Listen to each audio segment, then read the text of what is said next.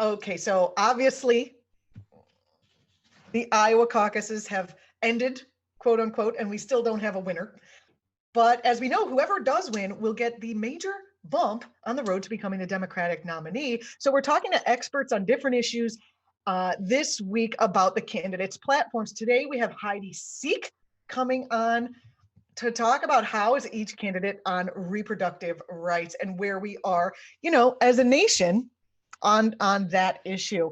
Heidi Sieck is the co-founder and chief empowerment officer of Vote Pro-Choice, a national political engagement platform connecting pro-choice voters with pro-choice champions in critical elections. Heidi is an award-winning civic entrepreneur, a proud partner of the Women's March on Washington, and a member of the policy table responsible for writing the intersectional unity principles. Let me get her on here.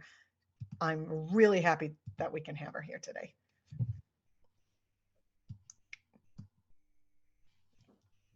Oh, I see the Vote Pro-Choice. Heidi, hi. Hi.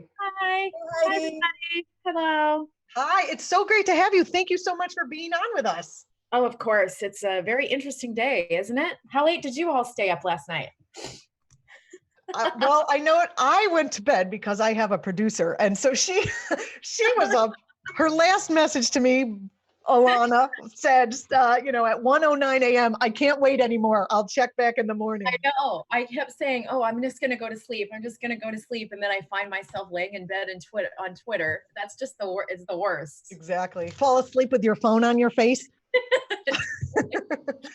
So for folks, the thing, so full disclosure, we're very closely connected with Vote Pro-Choice, and I've had Heidi on every program I've ever hosted anywhere. So it's very much, yeah.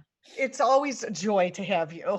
It's weird that I have to look over here and over there, but the thing that is important to be said to people who maybe are just coming around to know you through our Twitch stream is that figure that you always put out about how many people are a pro-choice, that we are a pro-choice nation. Can you talk about that and also talk a little bit about what Vote Pro-Choice does before we jump in to Iowa?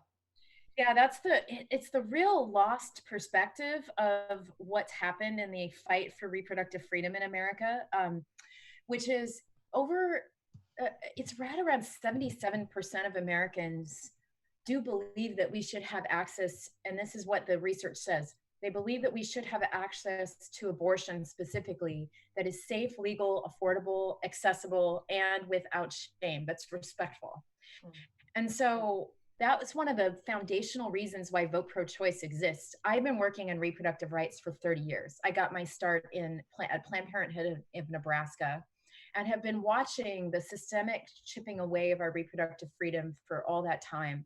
And so we started Vote Pro-Choice in March of 2016 to really make the case that we are in fact a pro-choice nation, and to engage voters in voting through that lens of their desire for freedom and that kind of ability to make decisions about their futures, all the way down the ballot.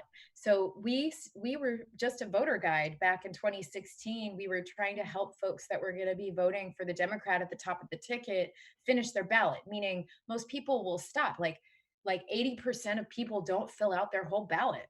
So they won't. They're like, I don't know, after they get to the top. It's like judges, school boards, county, whatever's, and there's not a lot of information about that. So I can't lie. Whenever someone, hands me a ballot and it has like Bernie on the top or Warren or someone that I like, and then it just tells me who to vote down ballot. That's what I do when I walk in. Right. And that's what we have built the largest progressive voter guide that looks at everything through the lens of reproductive freedom. So we're on our fourth year. We've been around before the resistance. And we're on our fourth year of building this voter guide. And we also support great down ballot candidates.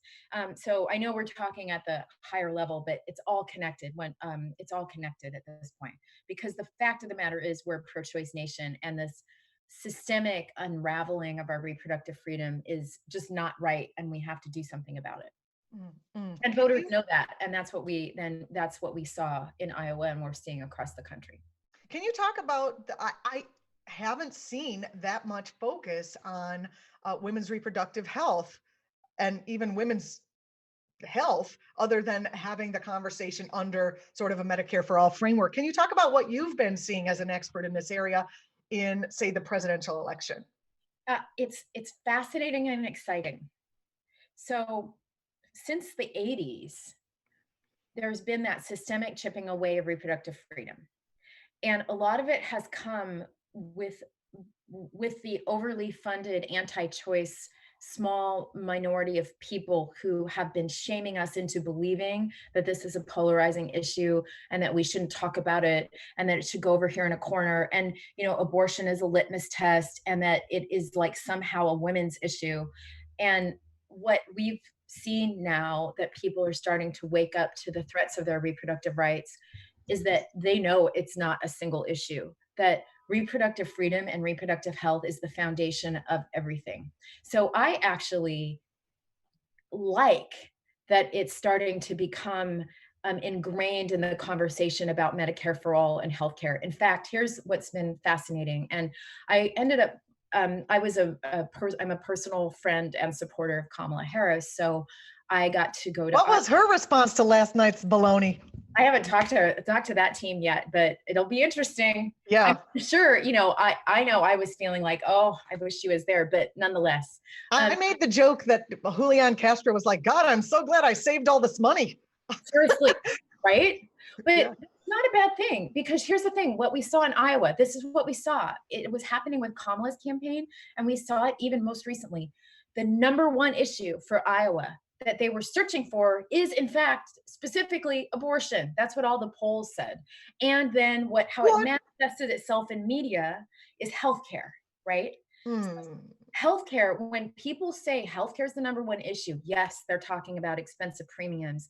And yes, they're talking about accessibility to insurance, but they're also talking about reproductive freedom, because we were seeing that in the polling, the specific polling of the voters in Iowa. They were looking for their candidate's position on abortion specifically. And so that's exciting for me, because it means that folks understand now that access to birth control, prenatal care, maternal health, access to abortion, access to birth, access to any kind of emergency contraceptions is a foundational issue, and that they are scared, and they should be scared.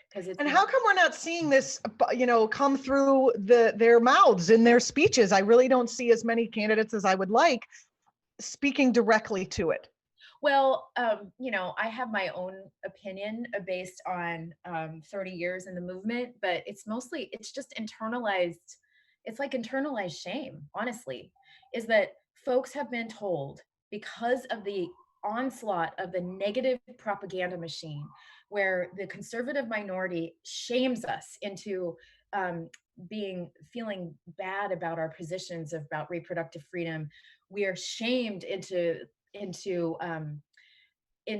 thinking that we're doing something wrong, that people that are deciding about what to do with their lives and their bodies are making some horrible choice. We see the screaming, we see the online bullying, we see the horrible pictures that the anti-choice movement will post. But what we forget is that when you look at the numbers, like I remember walking in the Women's March a couple weeks ago, and the anti-choice protesters were there, and they were very loud and very scary, and they were harassing people, and it was making people really uncomfortable. But the fact of the matter is, there was like 10 of them, and there were 100,000 of us. And that's the thing. It's that we forget that this is a minority of people. So over the years, they're scary people. They're loud. Yeah. They seem to be also the people who you might think are in the NRA.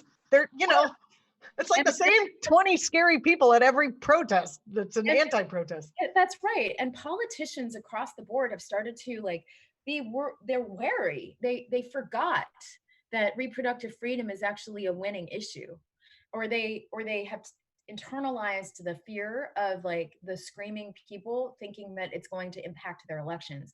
Now we know for sure that standing up for reproductive freedom is in fact a winning issue, and you see it across the board.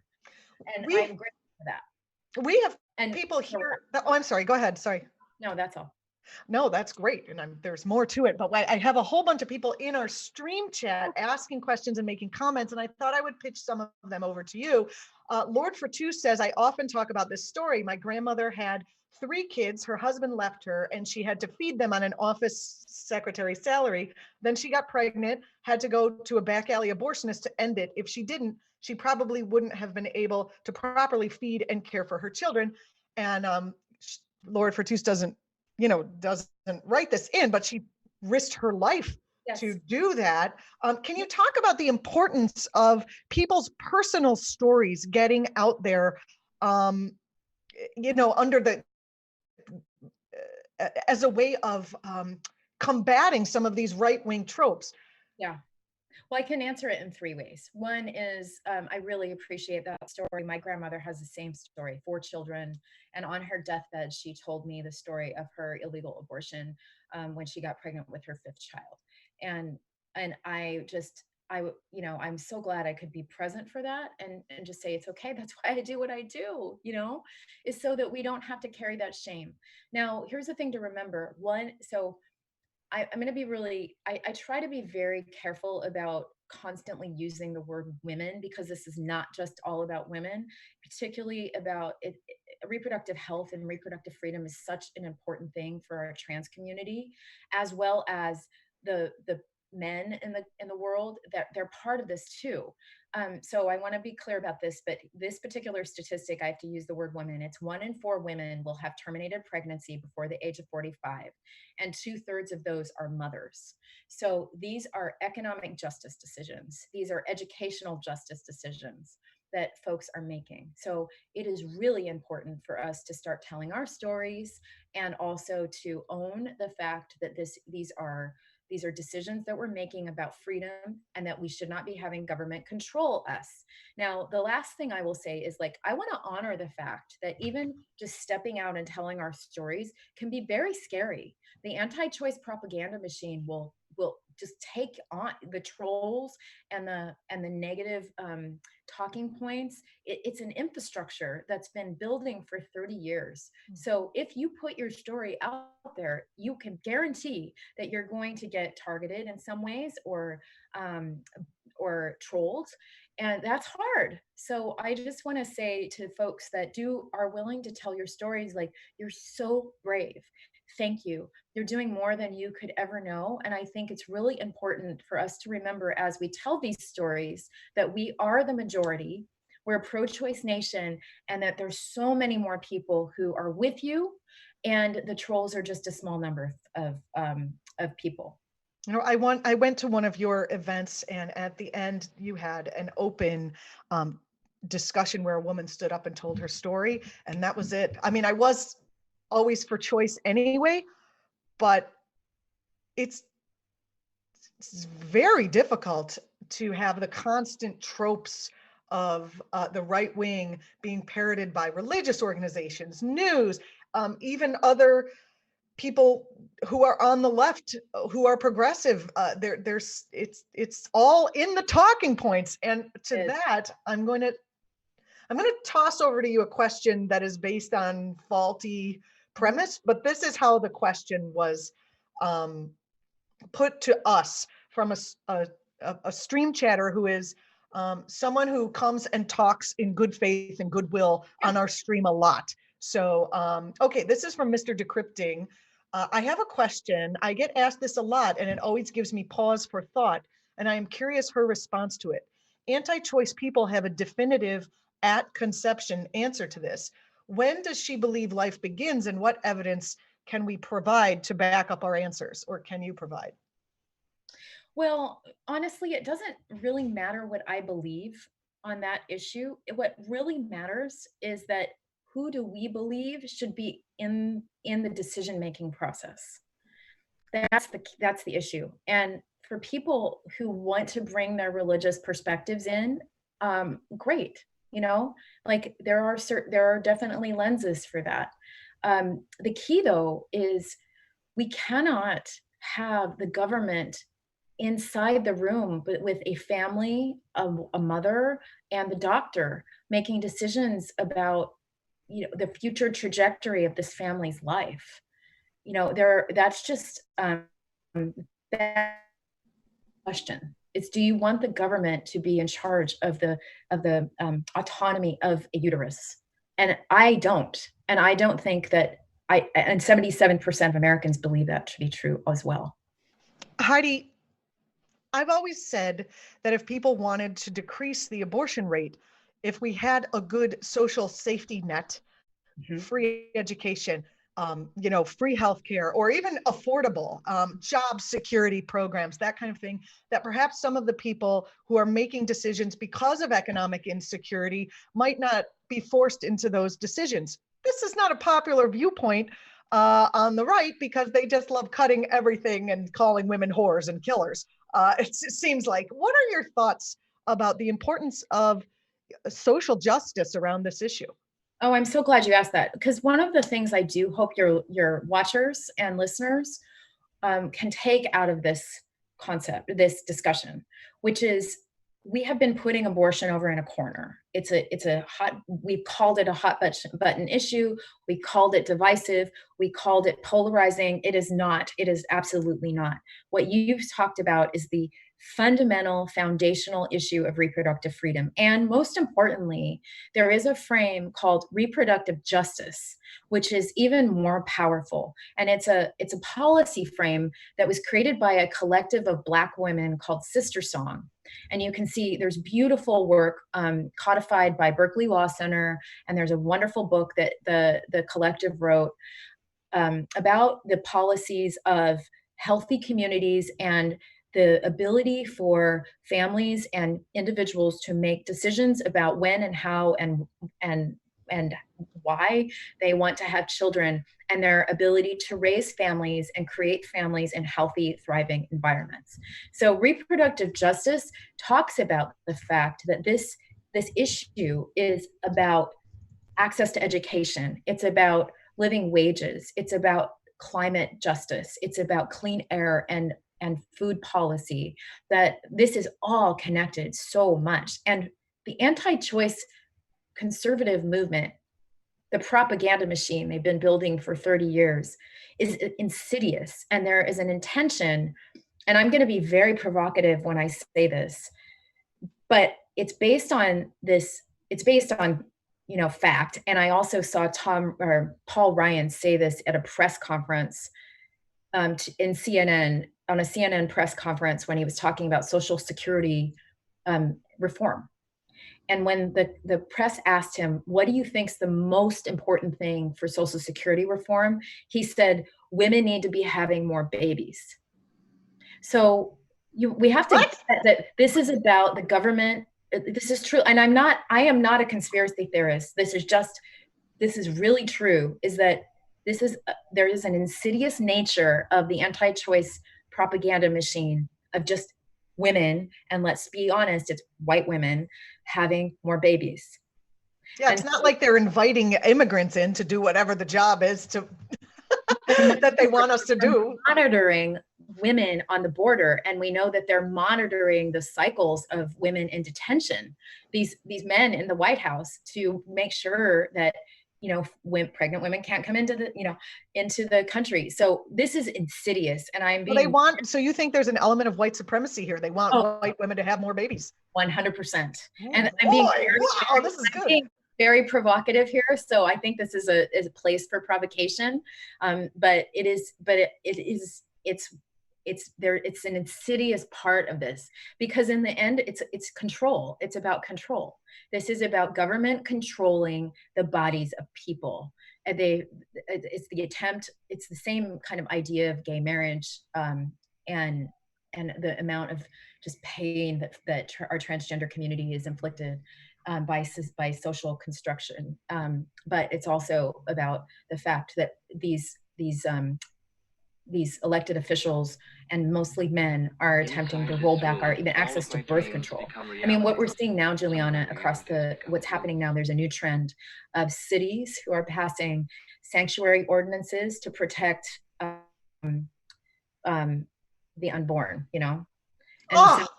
so it's like, what? Can you do that?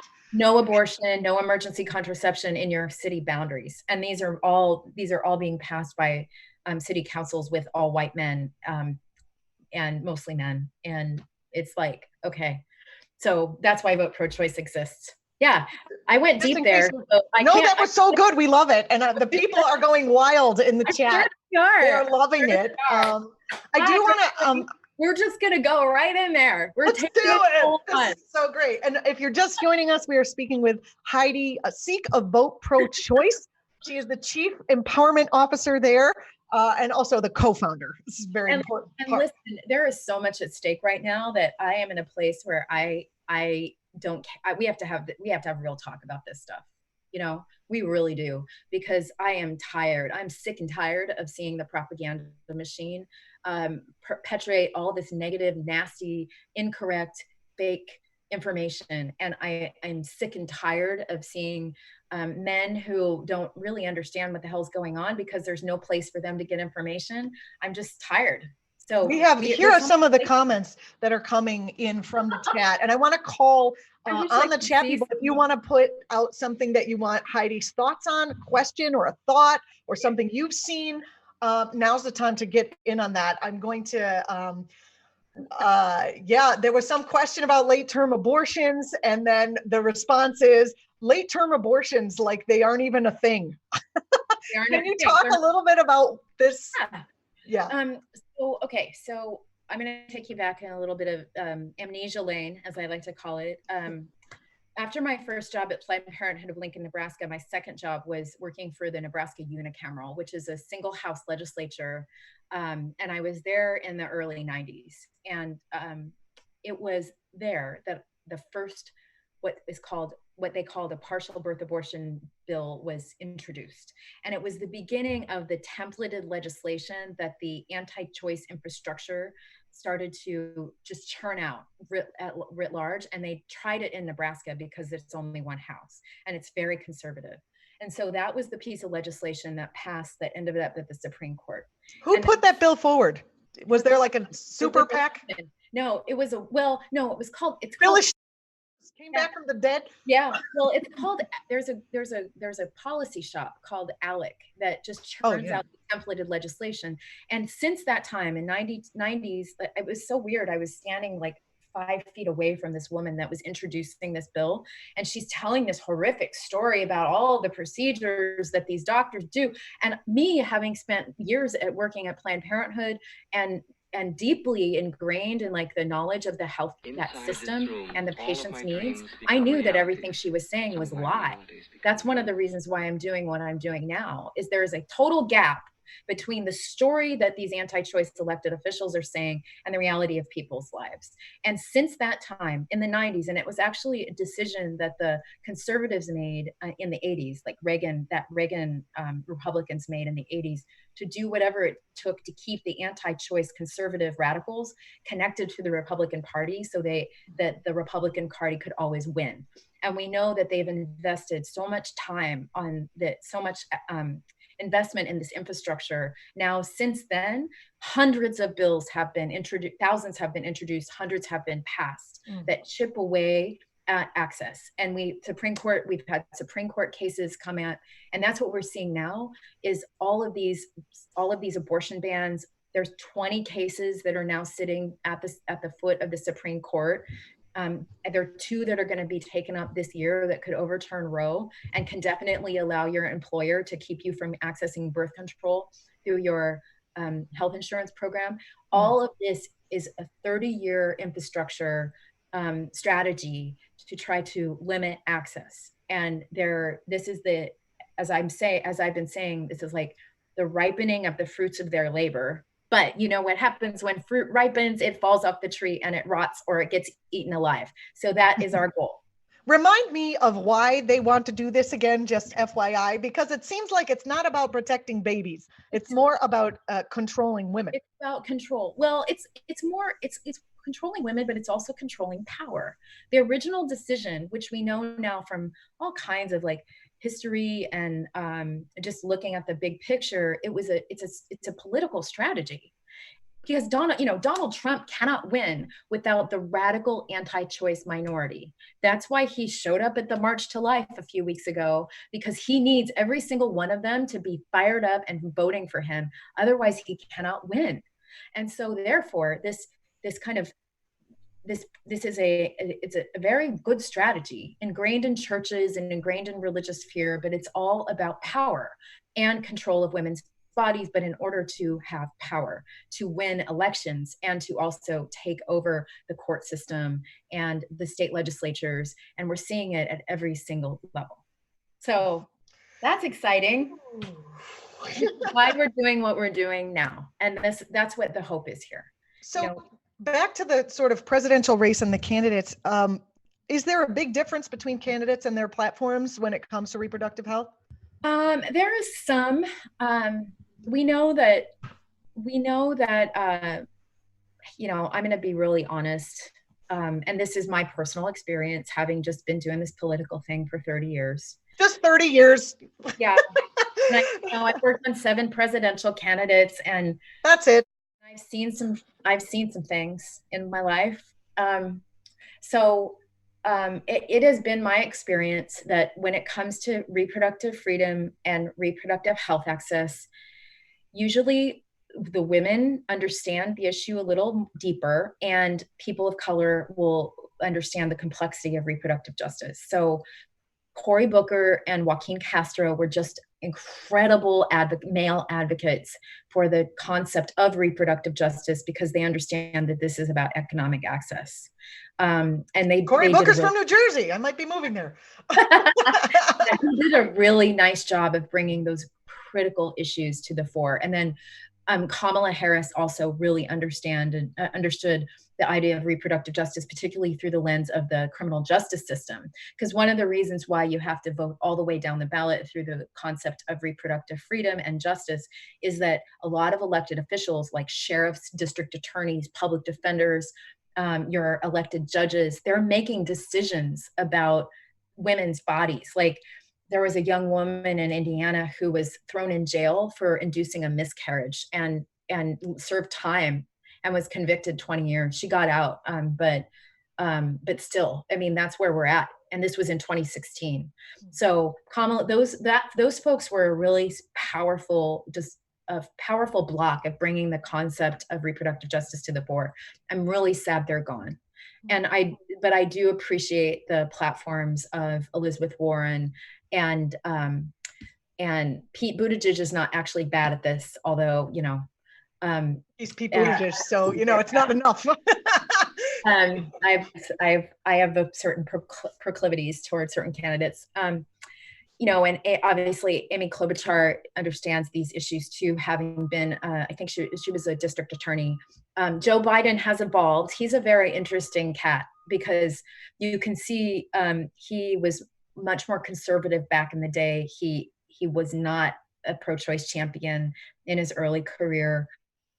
He supported the Hyde Amendment, which is the amendment that prevents any kind of federal funding to go to any abortion services, meaning even like veterans who or people serving in the armed services, women who are raped and get pregnant can't get abortion services in the armed services. So, it's like that Hyde Amendment, not good, needs to go. And I appreciate that Bernie is supporting of that, and a lot of these other candidates are too. But Biden's evolved, supports a repeal of the Hyde Amendment. And he better be involved. He can't win without us. No, he's getting it. But it's like, I get it. Like, he was part of the old Democratic establishment that ingrained all this shame and was listening to the machine saying that you can't talk about it, and that you might lose a vote because and it's like, you actually don't. So I appreciate Elizabeth Warren's perspective, because she really comes at her entire shelf of plans from the place of centering the most vulnerable. And she understands that this is an economic justice issue because she lived it. She lived it in her own family, and she lived it with her own decisions. And she tells the story about like she almost had to quit her job, or she got a job as a law professor, and she couldn't afford childcare for her kids. and she almost quit her job because it didn't make sense to be able to take care of, or to be working and then paying more for childcare. And that's the issue that all of us have. That's why, again, this is an economic justice issue, because it's like, if you cannot afford to build the family that you want or take care of the family you have, then it's like, you got to have access to birth control and healthy abortion services. Michael Cook asks, can you ask Heidi whose healthcare plan would allow for reproductive freedom to everyone regardless of income? Oh, the Medicare for All plans that I am seeing seem very, I mean, I haven't like dived really, really deep into the weeds of it, but they would provide access. And it's really great. It's really That's good. the folks on the left. The further to the left you go. But it's absolutely critical. Any president, we have to hold accountable. Any Democratic president, well, any president, we have to hold accountable to making sure access is included no matter what kind of insurance frame we have. So the ACA did have this access in it, but it didn't even go that far. We have to make sure that there is access to all forms of birth control and abortion services and prenatal care and maternal health care. We must. So Medicare for All, we got to make sure it's got everything in it. You know, any kind of other private insurance or private option must have mandates of access in all of it. There's so much at stake right now. And now, to scare us all as we come to the end, and I do appreciate you going over time, because I think I said 20 minutes and we're at 30 minutes, but there's a lot to talk about. There's a lot to talk about, and you're fascinating, and the people are loving you, and the people in the chat, and it's just great. If, God forbid, Donald Trump retains his throne for the next 4 years, what are we looking at when it comes to reproductive freedom? Well, we have a bad situation regardless, either way. We have a Supreme Court that could very well overturn Roe, and there's not much we can do about that. But at this moment, except for elect a Democratic president and make sure that the federal courts we stop putting anti-choice justices in federal courts.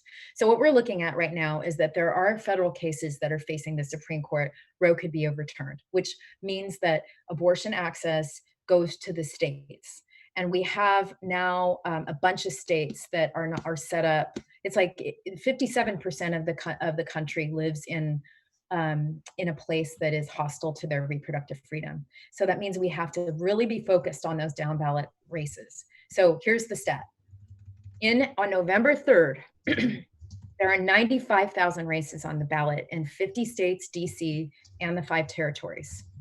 So at least 95,000. And they are critical from Congress to Senate, but we're talking about state legislatures. We have to be running great people, supporting great people at every single level of government. And that's what we are aiming to do. So, we got to focus on that presidential, we got to get Donald Trump out of office. But in the end, we got to do what they did to us, which is start at the local and state levels, because that's where we can shore up some of this. Heidi Sieck of Vote Pro-Choice. Heidi, thanks so much for joining us. I hope you will continue to join us on the stream. You are beloved in all media endeavors that I do. I appreciate having the conversation. And thank you so much. To all of you out there, just thank you for your thoughtful reflections, and keep asking questions. Thanks, Heidi. Appreciate it. Bye. Bye.